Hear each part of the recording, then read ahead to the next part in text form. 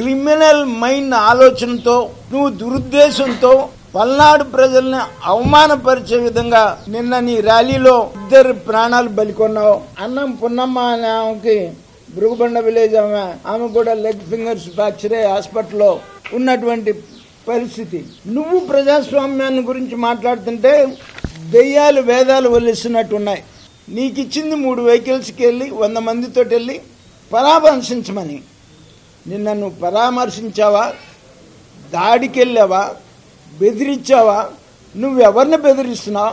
నీ బెదిరింపులకు బెదిరేవాడు ఎవడన్నా ఉన్నాడని చెప్పేసి నువ్వు అనుకుంటున్నావా అని చెప్పేసి నేను అడుగుతున్నాను జగన్మోహన్ రెడ్డి.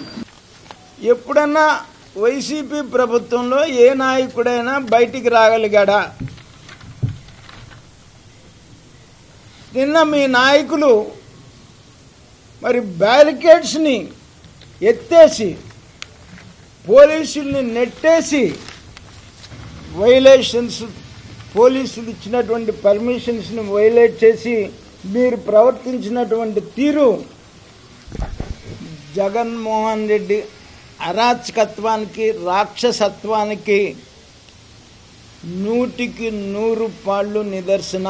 నిన్న నీ వల్ల చనిపోయినటువంటి 2 చావులకు కూడా నువ్వే బాధ్యత వహించాలి. మొసలి కన్నీరు కార్చారు కమ్మవారి గురించి.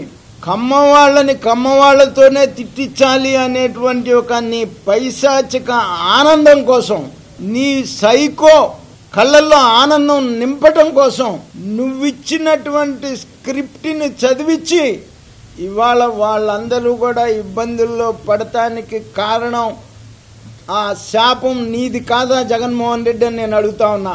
అమ్మవారి మీద ఉన్నటువంటి ద్వేషంతో మా ప్రాంతం మొత్తాన్ని సర్వనాశనం చేసావు. అమరావతిని 3 రాజధానుల పేరుతో మా ప్రాంతం మొత్తాన్ని సర్వనాశనం చేశావు.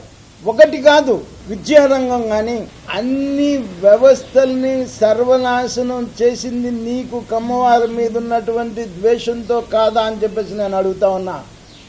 అదే నీకు శాపమై 2024లో నీ తలకు చుట్టుకుంది. ఇవాళ నువ్వు కమ్మవారి గురించి మాట్లాడుతూ ఉంటే దెయ్యాలు వేదాలు వల్లిస్తున్నాయి జగన్మోహన్ రెడ్డి. నీ అబద్ధపు మాటలు, మోసాలు మాటలు ఇవాళ ఎవడు కూడా ప్రజలు నీ 5 సంవత్సరాల అరాచక పైశాచిక పాలన చూసిన తర్వాత నువ్వు ఎన్ని నాటకాలు వేసినా కూడా, ఎన్ని డ్రామాలు ఆడినా కూడా నమ్మేటువంటి పరిస్థితి కాదు.